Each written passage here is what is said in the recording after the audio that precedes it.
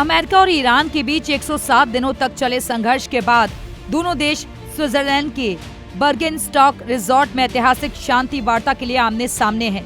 19 जून को होने वाला ये प्रस्तावित समझौता सिर्फ एक कूटनीतिक सफलता नहीं, बल्कि भारत के लिए बहुत बड़ी आर्थिक राहत लेकर आ रहा है।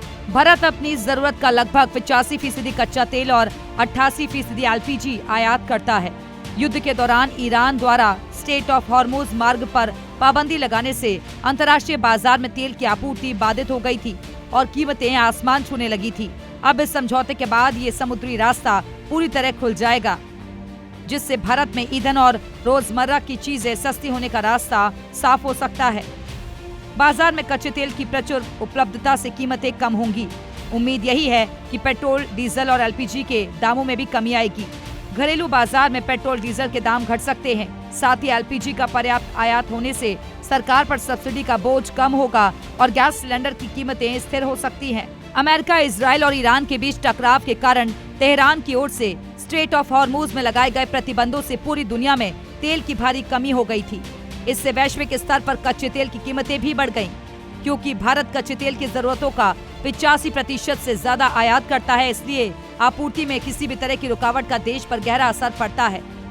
अगर स्ट्रेट ऑफ हॉर्मुज पूरी तरीके से फिर से खुल जाता है तो कच्चे तेल का आयात बिना किसी रुकावट के जारी रहने की उम्मीद है, जिससे बाहर से तेल आसानी से आने लगेगा और कीमतें कम होंगी। इससे आखिरकार भारत में पेट्रोल और डीजल की कीमतें कम हो सकती हैं। भारत LPG आयात पर बहुत अधिक निर्भर है और उसका लगभग 88% LPG आयात इसी मार्ग से होता है। स्ट्रेट ऑफ हॉर्मुज को पूरी तरीके से चालू रहने से LPG की पर्याप्त सप्लाई सुनिश्चित होगी, जिससे सरकार को कीमतें स्थिर रखने और सब्सिडी का बोझ कम करने में मदद मिलेगी। इसका सीधा फायदा घरेलू उपभोक्ताओं को मिल सकता है।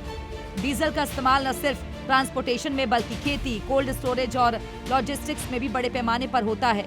एक राज्य से दूसरे राज्य में फल, सब्जियां और खाने पीने की दूसरी चीजें पहुंचाने में ट्रांसपोर्टेशन की लागत अहम भूमिका निभाती है। इसके अलावा खाड़ी देशों से आयात होने वाली खाद भारतीय खेती के लिए बहुत जरूरी है। अगर डीजल और खाद की कीमतें कम होती हैं, तो खाने पीने की चीजों की कीमतें भी कम हो सकती हैं। पेट्रोलियम आधारित कच्चे माल के सस्ते होने से cold cream, body lotion, lipstick और काजल की कीमतें कम हो सकती हैं। जूते चप्पल की कीमतें भी कम हो सकती हैं। जी हाँ, कपड़े और घर की सजावट का सामान भी सस्ता हो सकता है।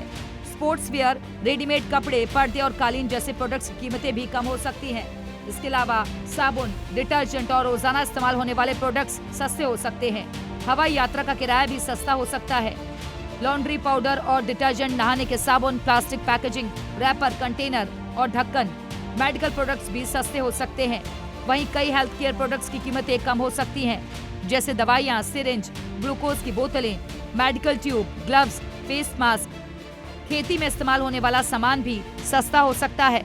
फसलों को कीड़ों और बीमारियों से बचाने के लिए इस्तेमाल होने वाले कई कीटनाशक और फसल सुरक्षा केमिकल्स पेट्रोलियम से बनते हैं।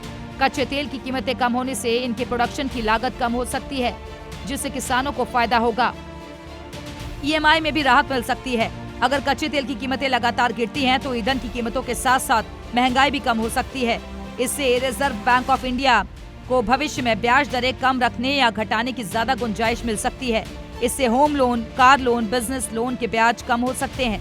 टायर इंडस्ट्री को कच्चे तेल की गिरती कीमतों से काफी फायदा हो सकता है, क्योंकि टायर बनाने में इस्तेमाल होने वाला मुख्य घटक सिंथेटिक रबर पेट्रोलियम आधारित होता है।